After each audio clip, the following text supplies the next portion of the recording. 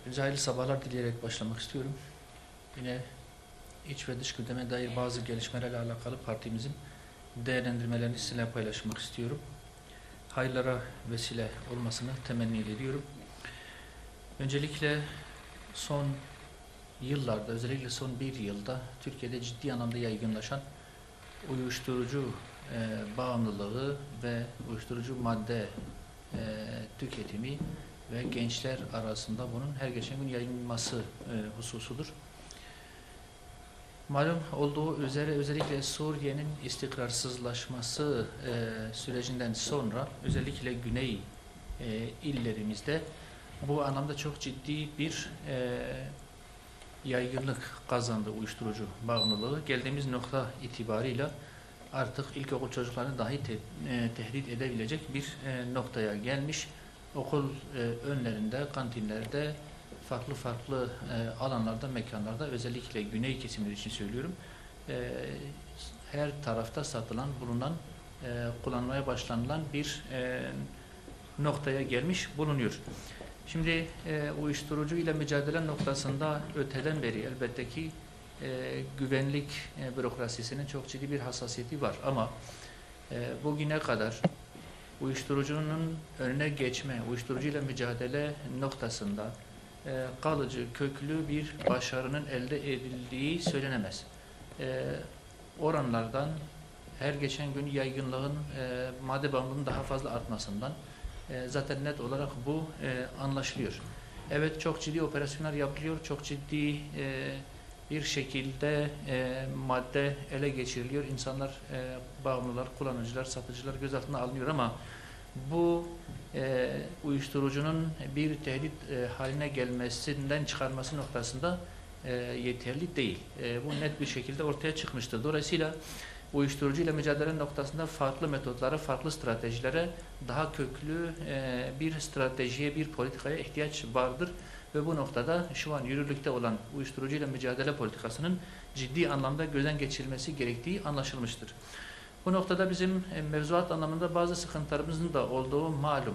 Uyuşturucu bağımlısı haline gelmiş bireylerimizin tedavi edilmesi noktasında ciddi sıkıntılar yaşanıyor. Şahsın kendisi toplum için ya da aile için ya da çevresi için ciddi bir tehdit haline gelmeden bağımlı bireyin re'sen ya da kendi rızasına başvurulmadan tedavi altına alınması gibi bir durum söz konusu değil. Ancak kendisi, ailesi ve çevresi için ciddi bir tehdit haline geldiği zaman re'sen yani kendi rızası alınmadan tedavi altına alınması süreci başlatılmaktadır ki bu da uzun bir süreçten sonradır. Hakim kararı gerektiren bir durumdur ve bu da ister istemez bağımlılıkla mücadeleye de bireyleri tedavi etme, bu illetten kurtarma noktasında çok ağır bir sürecin işletilmesine dönüşmektedir.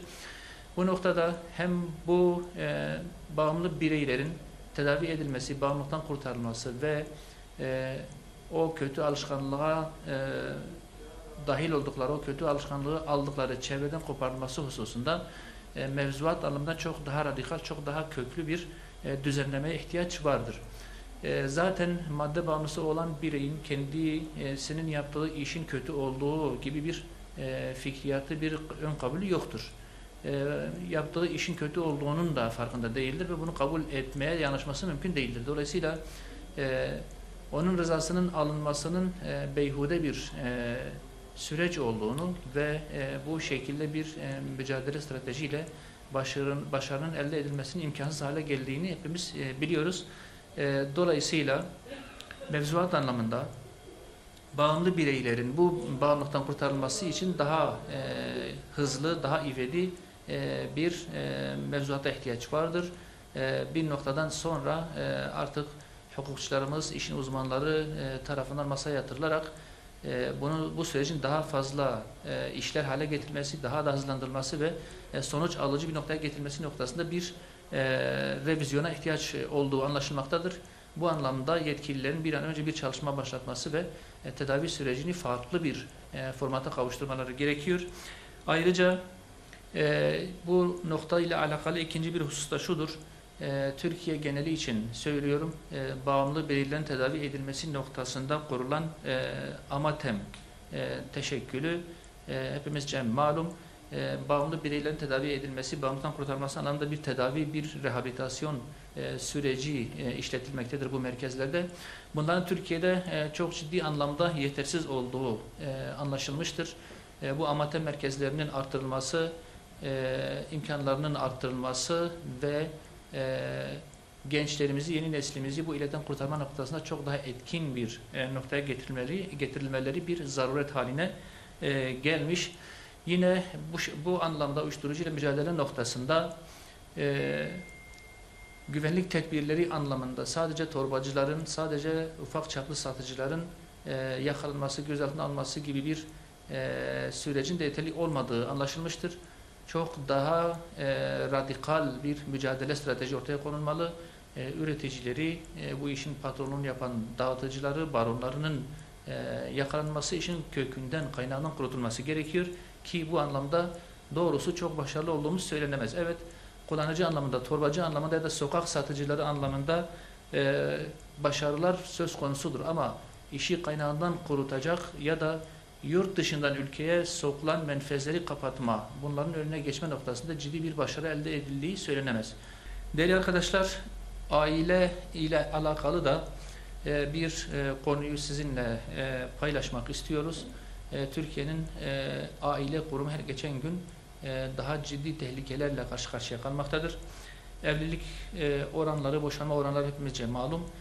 Toplumda aile hassasiyetin her geçen gün azaldığı birçok haberde, birçok televizyon kanalında, birçok sosyal araştırmada net bir şekilde ortaya çıkıyor. Zaten istatistiklerde de bu net bir şekilde ortaya çıkıyor. Çünkü yapılan son araştırmalarda, son istatistiklerde Türkiye'de doğurganlık oranı %1.51'e kadar düşmüş. Ki bu Avrupa ortalamasının da çok altında bir rakam. Dolayısıyla her geçen gün aile kurumunun zayıflaması bizi çok ciddi, çok büyük tehlikelerle baş başa bırakmıştır. Aileyle uğraşanların, annelik kurumuyla uğraşanların aslında hakikatte Türkiye'nin geleceğiyle uğraştıklarını, Türkiye'nin geleceğini heba ettiklerini, yeni nesli heba ettiklerini bilmeleri gerekiyor ki muhakkak biliyorlardır. Bunun bilinçli yapılan bir çalışma olduğunu da biz biliyoruz. Özellikle sapıklıkların artırılması, manevi değerlerin her geçen gün yozlaştırılması, aile değerlerini yıpratan yayınların, filmlerin, televizyon dizilerinin ve özellikle sosyal medya platformlarının her geçen gün arttığını da hepimiz biliyoruz. Türkiye'de bu anlamda bu topluma zarar veren noktalarla mücadele noktasında gerekli adımların atılmadığını ya da çok ağır işlediğini de burada ifade etmek istiyorum. Şimdi bu noktada yapılması gereken çok önemli şeyler var. Yayınların temizlenmesi, televizyonların temizlenmesi, bu anlamda sosyal medya platformlarının topluma zarar veren unsurlardan arındırılması ayrı bir boyut. Ama aile kurumunu güçlendirme anlamında yapılması gereken farklı şeyler de var. Özellikle boşanma oranlarının her geçen gün arttığı bir süreçte aile içi sorunların mahkemelere taşınması, en ufak meselelerde polislerin işin içerisine dahil edilmesi, en ufak meselelerin mahkeme salonlarında savcılara, hakimlere intikal etmesi maalesef çözüm olmadı. Bugüne kadar bu anlamda hızla sayısı artan boşanma mahkeme sayılarının da zaten bu resmi net olarak ortaya koyduğunu görüyoruz. Dolayısıyla şimdi mahkeme süreçlerinde ailelerin kurtarılması ya da aile sorunlarına deva arama, çözüm bulma, çare bulma noktasında çok ciddi bir başarısızlık olduğu ortadadır. Anlaşılmıştır ki mahkeme salonları aileyi kurtarmak, aile değerlerini muhafaza etmek ya da aileyi bir arada tutma noktasında yetersiz kalmakta, başarısız bir süreç işletmektedir. Bunun muhakkak değerlendirilmesi, gözden geçirilmesi gerekiyor. Dolayısıyla aslında yapılması gereken şey ailenin sorunlarının, aile meselelerinin mahkeme salonlarına, mahkeme koridorlarına taşınması değil. Aile içerisinde çözülmesi ve aileyi kurtarmanın esas alınmasıdır.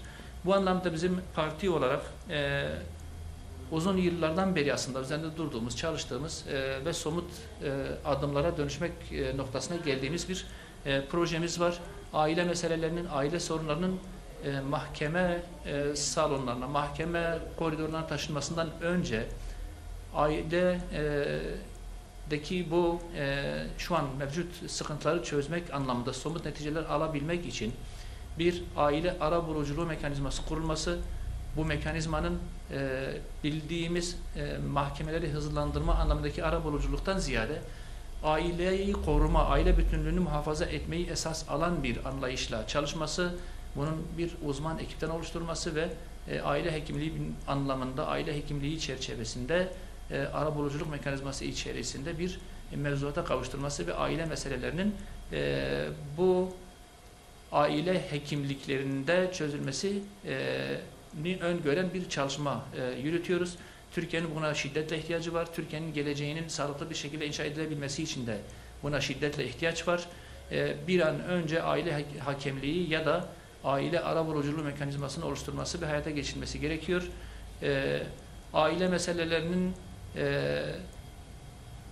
en ufak noktadan büyütülerek mahkeme salonlarına taşınmasının aile mahremiyetlerini, ailenin özel sırlarını mahkemelere, mahkeme koridorlarına taşımasının insan fıtratıyla da uyuşan bir tarafı yoktur.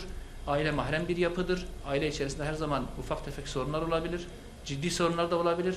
Ama bu mahremiyetlerin mahkeme salonlarına ya da medya önüne ya da televizyon ekranlarına taşınmasının bugüne kadar sadece meseleyi, yarayı derinleştirmekten başka bir işe yaramadığı da kamuoyunun malumu.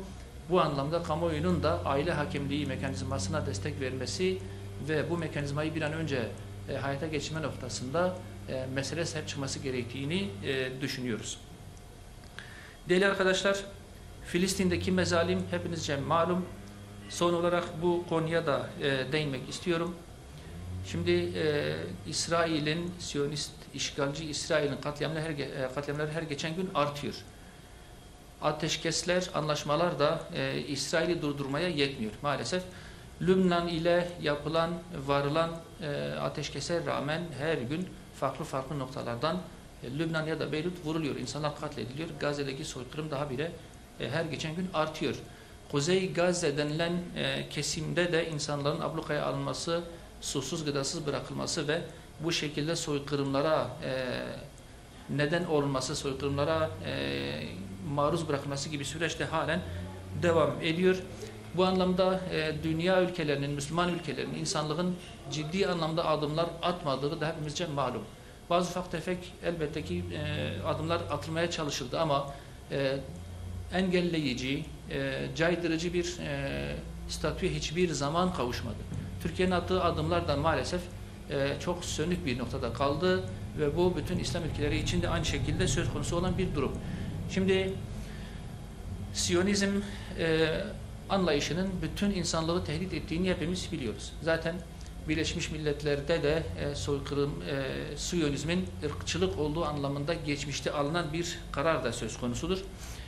Siyonizmin durdurulması anlamında herkese düşen ciddi adımlar, ciddi vazifeler, ciddi sorumluluklar vardır. Biz Hüdapar olarak Türkiye'de soykırıma destek veren, soykırıma katılan ve Türkiye'de yaşayan, çifte vatandaş olan Siyonistler için attığımız bir adım söz konusudur. Yahudileri kastetmiyorum, Siyonistleri kastediyorum. Türkiye'de yaşayan, hem Türkiye vatandaşı hem İsrail vatandaşı olan ve İsrail'e gidip Filistin topraklarında kardeşlerimizi katlederek, soykırımlara maruz bırakarak, o insanlık suçuna iştirak ederek bir daha Türkiye'ye döndükleri kamuoyunun malumu. Her ne kadar yetkililerden bu anlamda ciddi bir destek görmemiş olsak dahi böyle bir sürecin olduğu, insanların oraya gittiği kamuoyunca malum olan bir durum. Bunun önlenmesi anlamında çifte vatandaş olan bu Siyonistlerin Gazze'ye gidip ya da Filistin'e gidip oradaki soykırıma katılarak kardeşlerimizin katledildiği süreçlere iştirak edip soykırımlara katıldıkları tespit edilmesi durumunda bunların yargılanması, insanlık suçu, soykırım kapsamında yargılanmaları, cezalandırılmaları, vatandaşların iptal edilmesi ve mal varlıklarına el konulması gibi bir süreç işletilmesini öngören yasa teklifimiz aylardan beri, belki bir yıldan fazla bir süreç oldu. Mecliste halen bekletilmektedir. Genel kurulda görüşme sırasını beklemektedir. Çok geriden gelen yasa teklifleri de genel kurulun gündemine alınarak yasalaştırılıp geçilmesine rağmen bu yasa halen bekletilmeye devam ediyor. Bu anlamda kamuoyunun da çok ciddi bir baskı oluşturup bu yasa teklifini bir an önce meclisimizden yasallaştırarak geçirmemiz çok ciddi bir ihtiyaç haline gelmiştir. Bu belki soykırıma engel olmaz ya da İsrail'i durdurmaya tek başına yeterli olan bir adım olmaz ama çok ciddi bir caydırıcılık oluşturacak.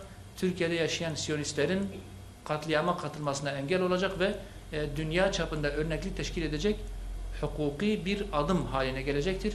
Bunun bir an önce genel kuruldan geçilmesi gerektiğini düşünüyoruz.